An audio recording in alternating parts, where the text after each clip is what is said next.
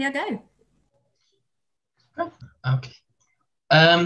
So, hi everyone, welcome to the first Room 1 session of Spank 21. It's a sort of a sponsored session with news associates about using the Freedom of Information Act, kindly presented to us by Andrew Greaves, who works at News Associates Manchester. I'll hand over to Andrew in a second. But yeah, it's great to see so many people already filtering into the call and on the stream. This session is live on YouTube as well. So where there is the opportunity to ask questions, if you don't want to appear on camera, that's fine. You could you can message either myself or Jerry, one of the trustees who's helping out with the session, privately, or just get your question in the chat. Or if you are fine appearing on camera, you can raise your hand and we'll unmute you. But thanks so much to Andrew for giving up his time. I'll hand over to Andrew now. We can find out all about using one of the most vital tools in any journalist toolkit, but especially student journalists. So, Andrew, would you like to take it away? Yeah, thank you very much. Good morning, everyone. It does feel a bit weird doing Spank on Zoom. I think I've done York, Leeds, and one other over the last few years, and it's always good. I think my wife wonders what I'm going to when I tell her I'm going to Spank 19 or Spank 18 or whatever it is, but I have to assure it is a journalism conference. So yeah, we're going to chat a little bit about FOI. So I'm Andrew, I'm the head of journalism at News Associates in Manchester, he says, just while he's trying to do two things at once and share his screen. You should all be able to see, he says, a presentation on screen. Is that right, Ben? A thumbs up if you can see that. Excellent stuff. So, yeah, so I've been in journalism since 2001, and I kind of, been there since the start of the Freedom of Information Act, if you will. Now, the Freedom of Information Act is, as Ben said, a hugely important tool for any journalist, especially student journalists. And, one of the really pleasing things about my job is that I often go out to universities and speak to student publications and do this session and do a session on FOIs. And it's always really, really pleasing when people then share the FOI requests and stories that have come about because of FOI requests that they have done. And I can tell you now, the universities hate it when they get an FOI request from student publications, because often it's kind of trying to find out what they're spending the money on, and there's often disparity between the amount of money they charge for something and the amount of money they actually spend on something. So we were going to have a look at kind of the whys and wherefores of the Freedom of Information Act in just a few minutes, but a little bit of history. So it's a relatively new act. Like I say, I mentioned I've been there since the start, if you will. We'd always talked about giving the press and public access to information going right back to the 1970s, but it was always usually parties who were in opposition, parties who would have most to gain from finding that information out of the government departments, things like that.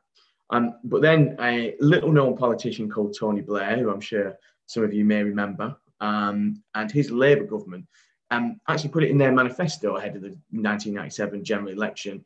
And as part of that, they obviously won power from the Tories in 1997 and then introduced the Freedom of Information Act as part of their first term in government. Now, it's quite a slow process, and the Freedom of Information Act was given royal assent, the last part of the bill-making process, in the year 2000.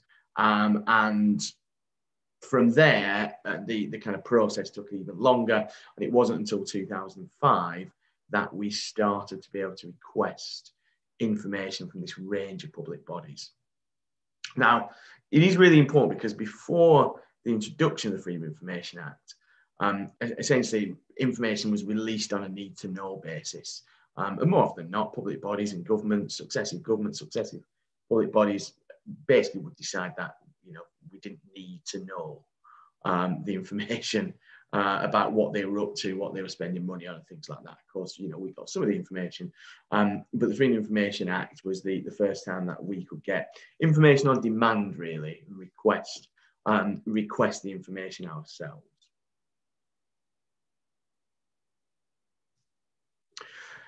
So it covers a wide range of bodies. The ones that most people kind of think of are, government departments, local councils, health trusts, etc., etc.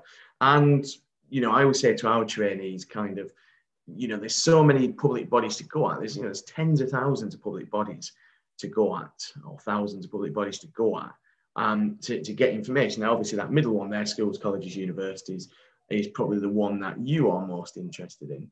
But it's certainly, when you go on and start your careers in journalism, in local newspapers, national newspapers, websites, etc. Think broad in your scope in terms of who you're going to put FOI requests into, because pretty much you will get a really good range of stories out of it. The interesting one for me is the bottom one: public service broadcasters, BBC and Channel 4, and then S4C in Wales. They are also classed as public bodies for the purposes of the FOI Act. Now, we're going to talk about exemptions in a second. They have their own unique exemptions, which means that if they hold the information for creative, journalistic or commercial purposes, pretty much everything they do, they don't actually have to give us the information. But I'll touch on that again in a second. So lots and lots of bodies to FOI, if you will. And certainly we will see a hell of a lot over the next, probably the next 10 years, really, post-Brexit, post-COVID, looking at government departments, looking at local authorities, looking at health trusts, all of these kind of what I would class as the kind of top tier bodies that journalists use for freedom of information requests. I would imagine they are going to be we're going to see an absolute landslide, absolute kind of deluge of FOI requests to those departments. And we're seeing it already, of course. There's lots of Brexit related FOI requests coming out daily and things like that. Now, the good thing about it is anybody can make a request for information. You don't have to be a journalist working for a newspaper. You don't have to be, you don't have to live in the area that you're asking the information from. So I live in Burnley, but I could request information to Manchester City Council, which is based just across the road from our office at the Town Hall. I could ask any of the London authorities, any of the North East authorities. There's no restrictions on age, nationality, where you live. Essentially, you can ask for any information you want, but there are a number of exemptions, and there's two types of exemptions. There are what we would class as absolute exemptions, which are very, very difficult to challenge. Basically, if something falls within an absolute exemption, there is no public interest test applied to that request. And the public interest test essentially is, does the public have a greater right to know the information than the body has to deprive the public or deprive the applicant of that information? And like I say, you've also got qualified exemptions, which are much easier to challenge because there is a public interest test applied to that information. Now, I would suggest that kind of 8 times out of 10 of all the kind of dozens and dozens and dozens of FOI requests I've put in over the last 15 years or so, the number of qualified exemptions where I was successful at getting the information, probably 80+%. So, it's not like these bodies are using these exemptions to try and stop information from getting out. There is a process, there is a test, if you will. And as it mentioned there, journalistic, literary, artistic activities, also commercial activities, the BBC, Channel 4 and S4C don't have to give us the information.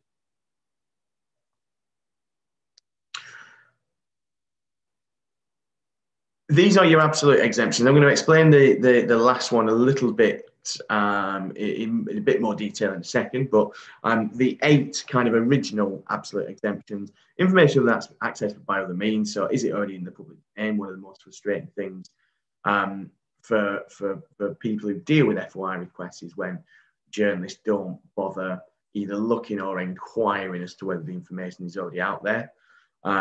Certainly, I always say to our trainees, just a quick call to the press office. This is the information I'm looking for. Would it require an FOI request, or is it already out there? Most press officers are quite helpful. Just let you know whether or not the information is contained perhaps in a council report, in a meeting, in the minutes of a meeting, whatever it might be. Information related to or dealing with security matters, and this is kind of what we would class as national security. So would the release of that information then potentially put national security at risk? I would suggest with that one, you will find it really difficult to fall foul of that one. I think, if you're asking the kind of questions that fall into that category, you're probably going to have a knock on the door before your email has even landed at its destination. I think, it's fair to say it's probably there's probably questions around why you're asking for that information. Information contained in court records. You can access information in court records via the court service and not via the Freedom of Information Act. Where disclosure would infringe parliamentary privilege. So if something is said in Parliament, or something is parliamentary privilege, which is the privilege that parliamentarians have to kind of go about their business. If something would infringe that parliamentary privilege, i.e. perhaps reveal something that, a discussion or a meeting that's happened that is not in, protects parliamentary privilege. Again, quite a rare one to break is that one.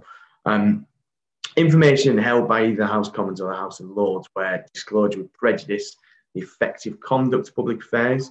Now, that's quite interesting. You may or may not remember that we had an expensive scandal. What was it, 12 years ago, 13 years ago, nearly 12 years ago?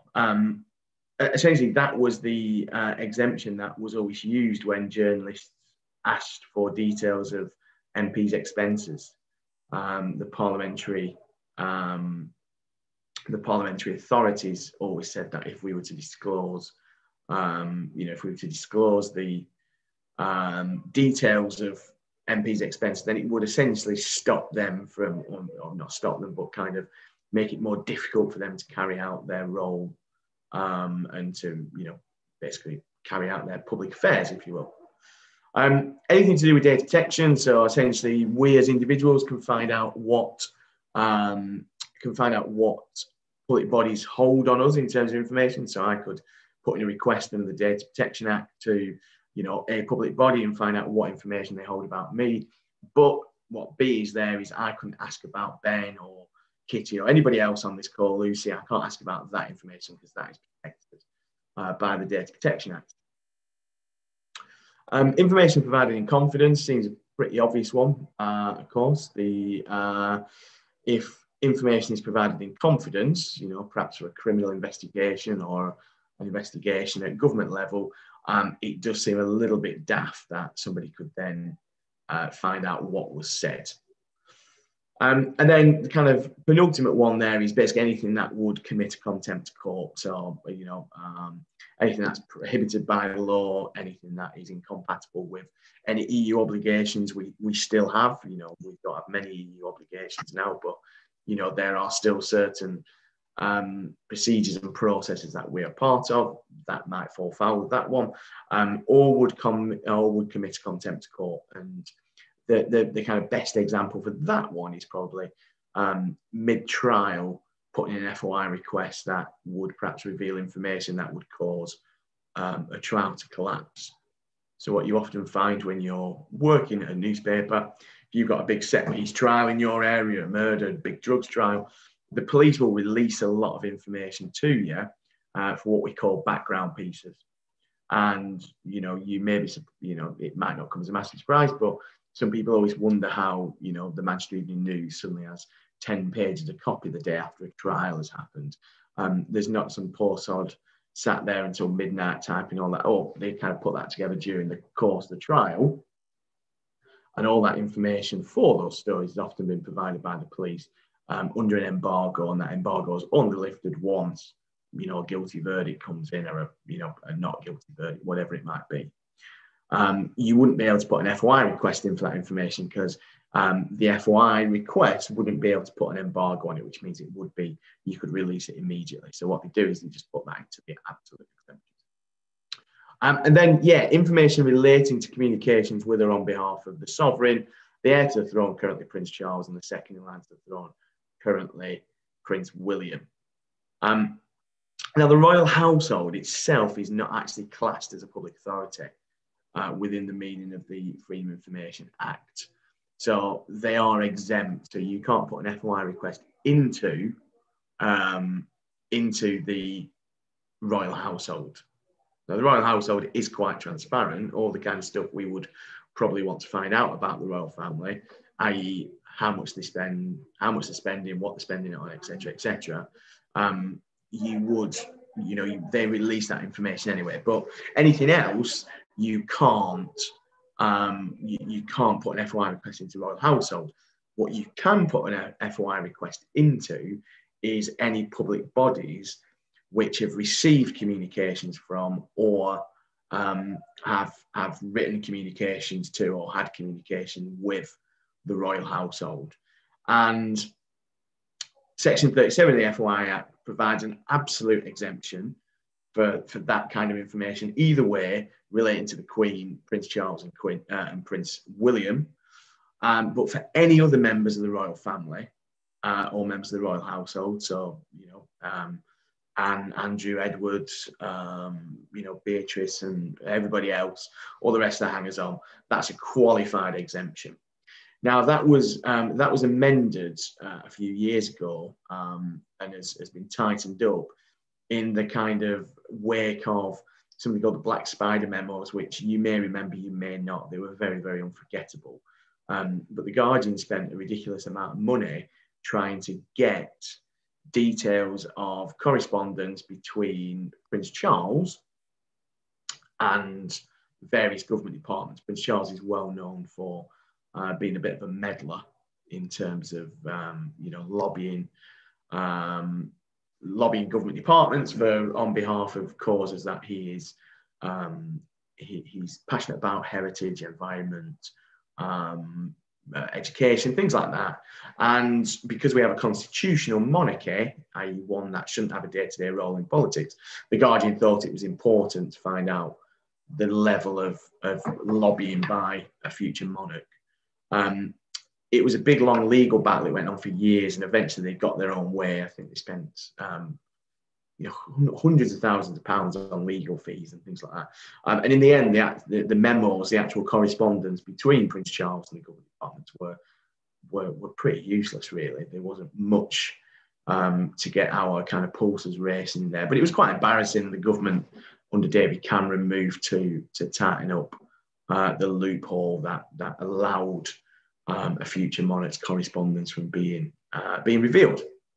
So as a result of that, we cannot get any details of any correspondence between the monarch, the first in line, and the second in line to the throne. The other kind of qualified, non-absolute exemptions, these are ones where, like I say, 8 times out of 10 plus, you will get the information. You'll be able to get this information. So information which is already intended for future publication.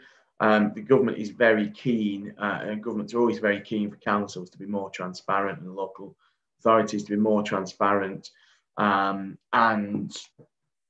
release information, and anything that is already scheduled for release, the public body might decide that they are going to wait for that publication date. Certainly when the coalition government came in 2010, I was working on a local newspaper, and for the first kind of 2 months or so of that coalition government, because Eric Pickles the local government secretary wanted councils to release more.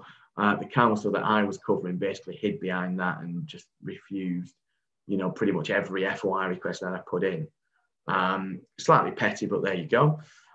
Information which could be required to safeguard national security, so a bit more of a watered down version compared to that absolute exemption we talked about. Information held for the purposes of investigation, information relating to communication with other members of the royal family, trade secrets, information which prejudices aspects of the government's work. So this is the kind of stuff I'd class as like the WikiLeaks type stuff. So relationships with other administrations, defence capabilities, international relations, economic interests, law enforcement, etc., can also be withheld. Not guaranteed to be withheld. And like I say, the chances are you will get more success than not. Your request will be successful the majority of the time. Anyone got any questions so far? I'm kind of conscious that I'm kind of rattling through, but if anybody's got any questions, do feel free to shout up and to put them in the chat. But yeah, there's also cost limits as well for complying with a request or a linked series of requests, and this is important now because very subtle changes to the Freedom of Information Act has meant that the local authorities, public bodies are now able to lump together multiple requests by the same person within a certain time period when it comes to then working out how much it's going to cost. It's a relatively new development and a very unwelcome one. But basically, if your request is going to cost more than £600 to comply with for central government, Parliament and the Armed Forces, or £450, then the authority in question can also refuse your request, regardless of whether it would usually be granted, given the public interest test. The 600/450, I think, works out, it's a very arbitrary figure, but I think it works out at a day and a half of officer time. Now, I'm not suggesting there is somebody who gets paid £400 per day to deal with these requests, but this is the kind of thing public bodies do. They put a kind of a very, pluck a number out of thin air and match it up to a workload and say that's why we're going to, that's why we're not going to comply with the request. I always say to people, I think it's really, really difficult. If you asked a really simple question, we get it a lot in Manchester because we have three biggish universities in Manchester: Salford, Manmet, and Manchester. Manchester by far is the biggest. If our trainees are putting in requests to all three, same request, all three universities for that comparison, we often get one of the smaller two universities, Salford or Manmet. And when I say small, I mean in terms of student body rather than the quality of the institution. You often get one of those two coming back and saying that they're turning it down because of the cost. It's going to cost us too much to comply. A really good response to that is always to go back and say that Manchester, which has double the amount of students as Salford or whatever it is, has complied with the request, and you suddenly find that whoever it is at Salford suddenly has a bit of a recalculation and works out they can actually do it. So I think with the cost thing, it's very difficult to work out, very difficult to estimate the cost unless you actually started to carry out the request.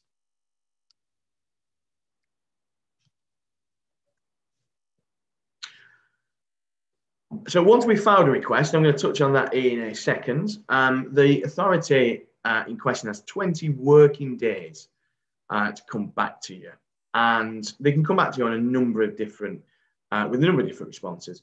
They can provide the information. Like I say, I reckon, 80 odd out of 100 FOI requests that I put in. I used to put in one a week when I worked in local newspapers. I covered politics.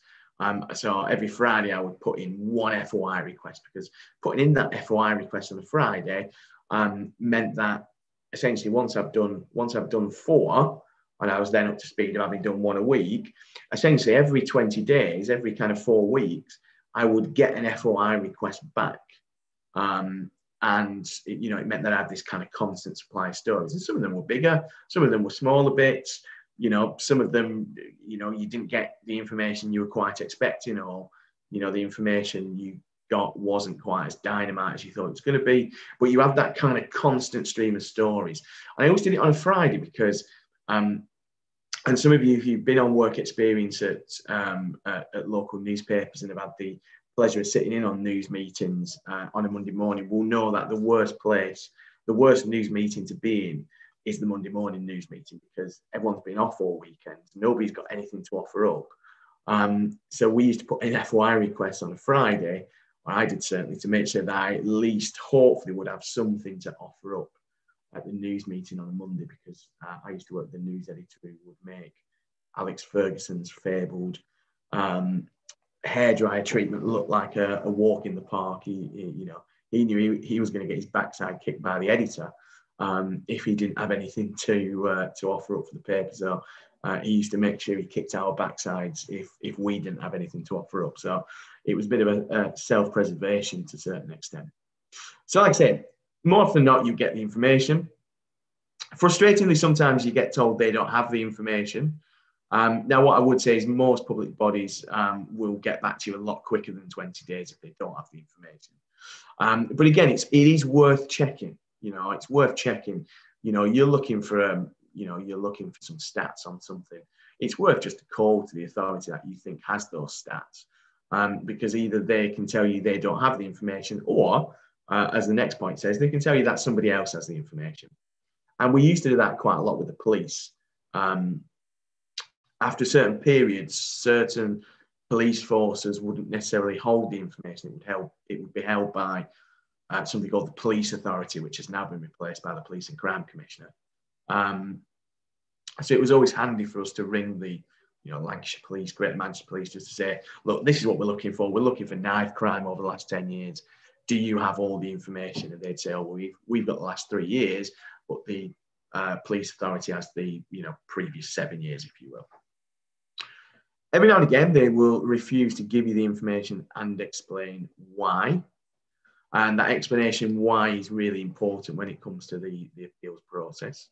Obviously, if it comes back as an absolute exemption, the chances of you being able to appeal that are extremely slim, unless it has been erroneously rejected. So they've used an absolute exemption incorrectly. But obviously, if it's a non-absolute exemption, a qualified exemption, it does mean that that is the basis for you fighting the decision. Can ask for an extension up to 20 further working days, tell you when to expect a response. It is, I always say to people, it's well worth making a note in a diary or on your calendar, on your emails, whatever it is, spreadsheet if you're doing so many of them, when all of your FOI requests are due, because, given the fact that there's been lots of cuts to a lot of public bodies, they're perhaps not as quick now as they once were because there's less people working on them. So those timescales can slip if you don't keep an eye on it. And they can also offer to provide the information for a fee. Again, very, very rare. I can't think of many requests which the body has asked for a fee. I've never had to pay one. I've known some people have to pay one for things like photocopy and postage. It's a very, very rare occasion. So what happens if you're not satisfied? Well, if you're not satisfied with your response, the first port of call is back to the authority in question, and you can ask for what we call a internal review. You basically just say, this is the reason why I believe the information should have been released. It's because I believe it's in the public interest, etc., etc. And they will look at it again and may come back to you and say, yeah, we've done a review, somebody else has looked at it, and the public interest test has been reapplied, and we are going to give you the information. If you're still unhappy, then you can go to something called the Information Commissioner's Office. And the Information Commissioner's Office, which for most of you probably isn't based down the road in Wilmslow, but where I am in Manchester, it is just down the road, is basically the body that looks after everything to do with transparency, information rights, data privacy, etc., etc. You may have recognised the you may recognise the Information Commission Office because they've done a lot of the work over the last few years into Cambridge Analytica, Facebook. Certainly, the time, you know, if you weren't working in journalism, you probably wouldn't have. You probably wouldn't have seen the Information Commissioner's Office, but they raided the offices of Cambridge Analytica. When was it? Probably nearly 2 years ago, 18 months ago. They will investigate the facts behind the complaint and then may issue a decision notice, and that might include legally binding steps. Certainly, I had a colleague who was fighting an FOI request at a council, and it went to the Information Commissioner's Office, and the Information Commissioner agreed with my ex-colleague and said the information should be released. When the council then still dragged its heels, the Information Commissioner basically threatened it with legal action. So threatened it with a trip to the High Court because obviously they were breaking an Act of Parliament. They were, you know, it would have been a breach of the Freedom of Information Act, because the Information Commissioner, whose job it is to rule on these matters, had decided that, you know, they should release the information.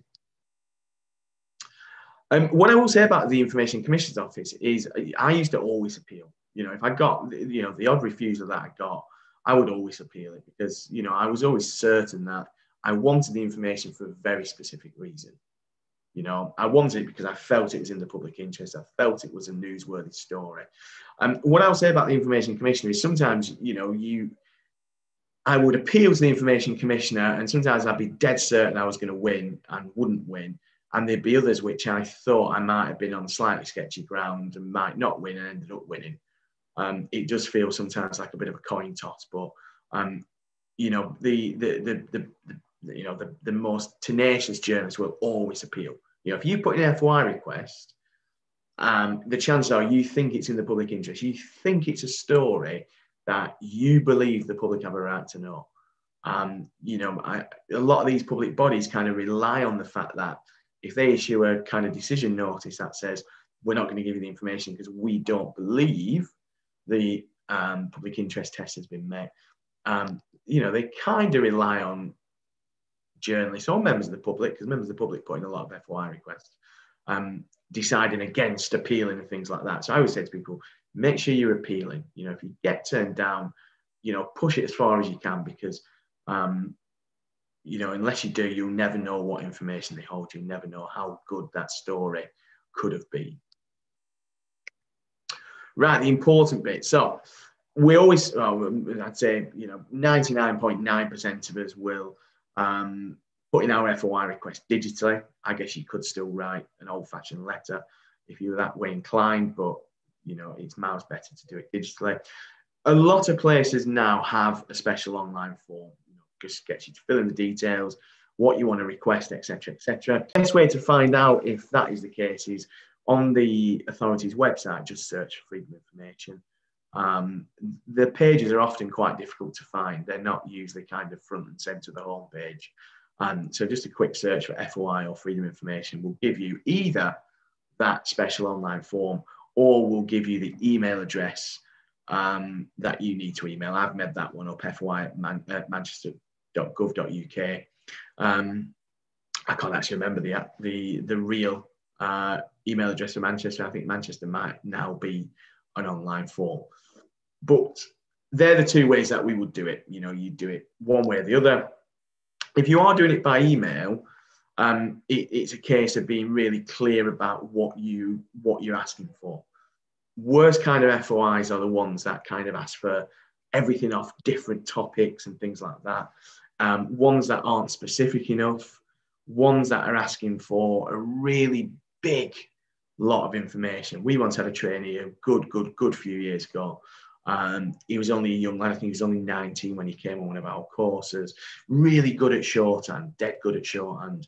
But obviously, you know, didn't perhaps have the kind of maturity when it came to, world weariness and things like that. And I remember one time we'd done the FOI lesson and everyone's dead enthusiastic about putting an FOI request, getting a story. And this particular lad, one day I went into the classroom and the printer was whirring away, absolutely spitting out, 40 pages a minute, whatever it was. So I kind of went over and stopped it and I said, "Oh, who's printing this out?" And this lad put his hand up and said, "Oh, it's me FOI request." I said, "Oh, right." I said, and I looked at these pages, it looked like something from the Matrix, just like, numbers and letters and codes and things like that. And, he must have had 60, 70 pages printed out already. And I said, "Oh, what is it?" And he says, "Oh, you'll like this." And I think when someone says you'll like this, you're almost guaranteed not to like it. And he said, "Oh, I've asked Greater Manchester Police for details of everybody who's been arrested in the last 5 years." And essentially, somebody at Greater Manchester Police clearly has a folder marked mug. And they'd sent this particular trainee something like 13, 14 PDFs, each running to hundreds of pages. And it was just absolute nonsense. And I basically said, "Right, okay, fair enough. Pretty bold, pretty ambitious. What does this line mean?" And literally every single part of it was in code. So, gender, ethnicity, crime, area, outcome. It wasn't kind of like male, white, knife crime, Levenshulme, convicted. It was nothing like that. It was literally just in code. And, I said to this lad, like, "Right, okay, how do we work this out?" And he says, "I've not quite got the hang of it." He did learn his lesson. He kind of like, settled down, and it was a good FOI request to a certain extent, but it could have been a lot smarter. And actually, if he'd have just narrowed it down to getting the figures to do with knife crime for the last 5 years across Greater Manchester, broken down by borough, that had been a really good FOI request, because we've got 10 boroughs in Greater Manchester, and we'd have had 5 years data for all 10 boroughs to find out where the knife crime hotspots are and whether we've got increases or decreases in knife crime year on year across the 10 boroughs, or across the 10 boroughs from 1 year to the next. So if we'd have thought about it and been a lot more specific and streamlined his request, he'd have been absolutely spot on. As we say there, and as I just mentioned, good FOIs are all about comparison. It's brilliant finding out that there was, 30,000 knife crimes in London last year. I mean, that just seemed quite excessive. And it's not great. But actually, how does that compare to the year before? How does that compare to 5 years ago? The better story is, knife crime in London's hit a 5-year high, hit a 5-year low. Without anything to compare it to, yes, it's a story. The Metropolitan Police dealt with 30,000 knife crimes across London in 2020 to 2021. Brilliant. But actually, the comparison just makes it that better story. Not all FOI requests have a comparison, of course. If you're looking at how much a body is spent on a specific project, there's probably not a year-on-year comparison. You're just looking at the total spend for that particular project. But largely speaking, if you're looking for stuff like crime spending, year-on-year, place by place, they're the kind of comparisons you're looking at. And sometimes that will require multiple FOI requests to multiple authorities. So like I say, we've got 10 boroughs in Greater Manchester. In London, you've got 32 boroughs. In the West Midlands, you've got X amount of boroughs. If you're looking for regional statistics, you're going to be putting in requests to, 10 boroughs in Manchester, 32 boroughs in London, etc., etc. If you are requesting information by email, keep it dead simple. Just have freedom of information request in the subject line, and then one of my old favourites, probably one of the first FOI requests I put in when I first started using them. Hypothetical one, find out how much Manchester City Council spent on bottled water for the last 5 years. Quite simple. Most public authorities work on what we'd class as kind of municipal years, April to March. So they will be 2017, 18, 19, 20, 21, 22. It's always worth getting the current year up to the present reporting period. So some, in terms of crimes, they will record crimes weekly. Some forces might do it monthly. For councils and government departments, they'll either do things monthly or quarterly.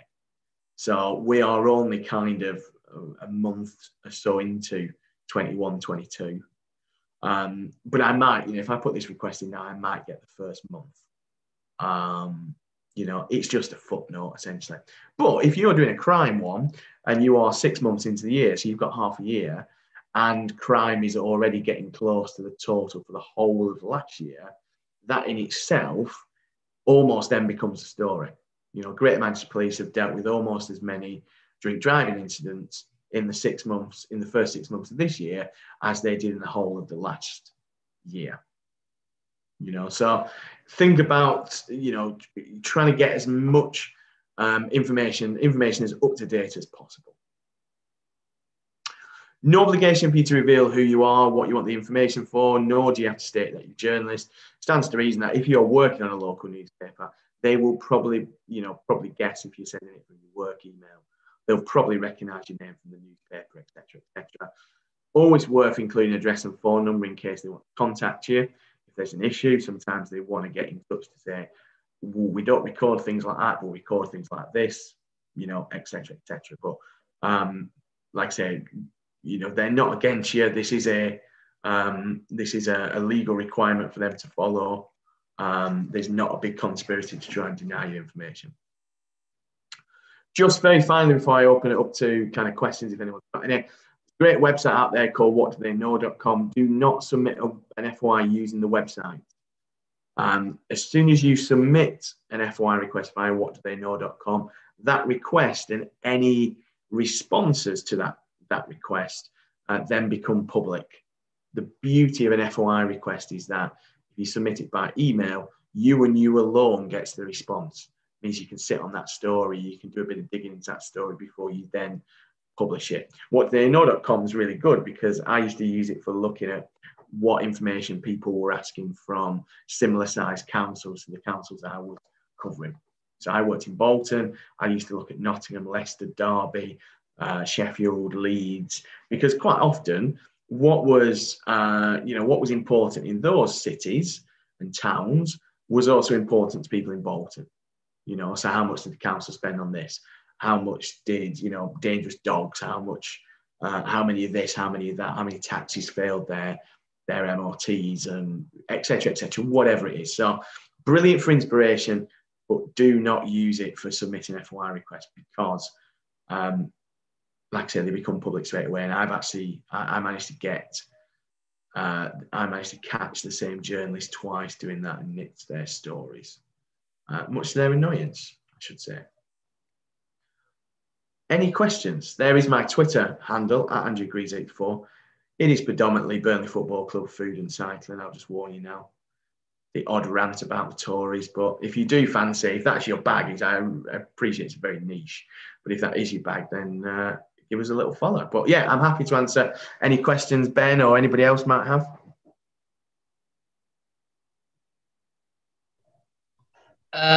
So if anyone wants to ask any questions, then please put your hand up, or any of the other interactions, or please stick any questions in the chat, and I'll read them out for Andrew.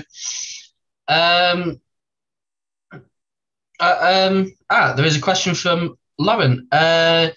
Do you have any familiarity with the FOI Act in Ireland? And do you know if there's any difference or any notable differences between how the FOI works in the UK and the Republic of Ireland? I'm going to be absolutely useless here, Lauren, I'm afraid, and say I have no idea. I have no familiarity whatsoever with the FOI Act in Ireland. But I'm quite happy to have a little look. Most countries have a form of the Freedom of Information Act, and some of them are more all-encompassing than others.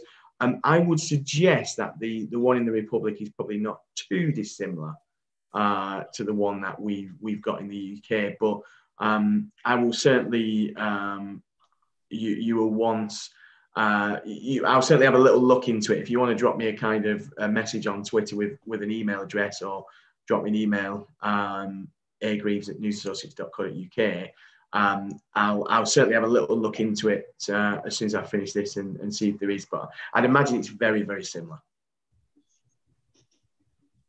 Okay. There's a question from, sorry, I'm going to probably completely butcher this name, but Colin. Sorry, he's responding to Lauren. There is a question from George. Do you think the FOI Act goes far enough for ensuring the public has sufficient information about local, national, and government, etc., to ensure a fair and open democracy? I think there's been moves to tighten it up, and I think that's the worry. I think there's a lot of, I've been lucky enough because, like I say, I've been in journalism for just over 20 years, actually, just 20 years and a month or so. And I've been lucky enough to interview quite a lot of people who were architects of the Freedom of Information Act from the New Labour movement. And they, a lot of them say it's the worst thing domestically Labour ever did, because it kind of opened Pandora's box and we've struggled to get, the lid back on. And certainly I think the government are making it more and more difficult. It's just little subtle tweaks, little, almost a disregard sometimes. So I would like to see the Information Commissioner perhaps being a bit stronger to try and protect the really important, principles of the FOI Act. I think the Act itself, yes, probably does go far enough. I think sometimes it's down to us as journalists to use it to its full potential. But I also think as well that if in this kind of post-truth world in which we now live, it's very easy for the government just to sneakily adapt and to change, move the goalposts when it comes to the FOI Act. Fantastic. We've still got time for another couple of questions before we have to move on to our 12 p.m. sessions. And Marcus has sent one in via the chat as well. So Marcus would like to know, Andrew, what one or two of the best stories that you've ever managed to uncover through FOIs are? One of the earliest ones I did, we have a saying in Burnley that you shouldn't poo on your own doorstep, although the language is usually a little bit more industrial than that. And one of the first ones I did that I thought was a really smart, I thought I was kind of really big time.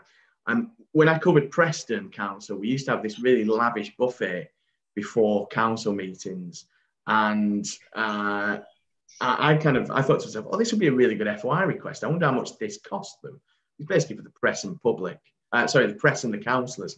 And I put in an FOI request and found that, Preston Council spent £6,000 a year on catering for council meetings, and it made the front page of the newspaper I was working at. I was dead proud of it, really pleased with myself. Thought it was like the next Watergate scandal.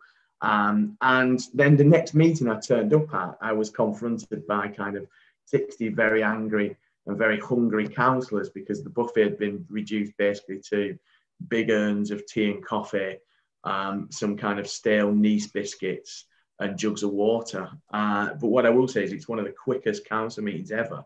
And it was played to a kind of a soundtrack of rumbling stomachs. Quite a lot of the ones I did were very much around kind of council spending.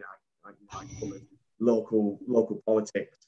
I would often get tip-offs from opposition councillors that the council were spending ridiculous amounts of money. I remember once Bolton Council spent £100,000 on external consultants to teach them how to save money.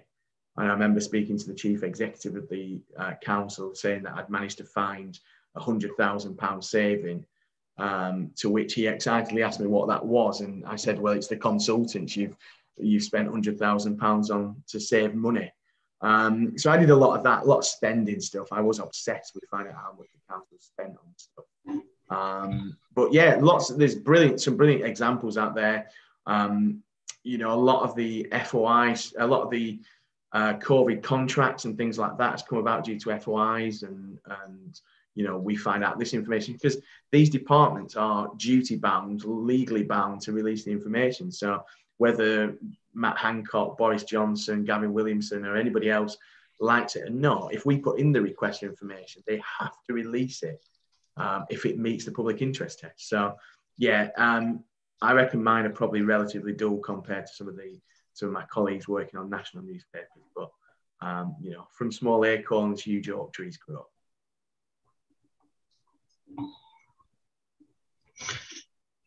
Great. Okay, I think, unless anyone has any other questions that they'd like to ask Andrew before they go, obviously I'm sure Andrew will be happy to answer any over Twitter as well, especially if you have any questions about Chris Wood or any other Burnley players. But thank you so much, everyone, for coming, and for Andrew for giving up his time. I know he's teaching this afternoon, so I'm sure this wasn't easy to fit in. But thanks so much to Andrew and for everyone else for coming. Next up, we've got a panel session on freelance journalism with Charlie Peters, Mihika Barua, and Caroline Harap over in one of the other rooms. So if you'd like to make your way over there and find out a bit more about how you can start making your way in the world of freelancing, we'll see you there at 12 p.m. Thanks so much, everyone.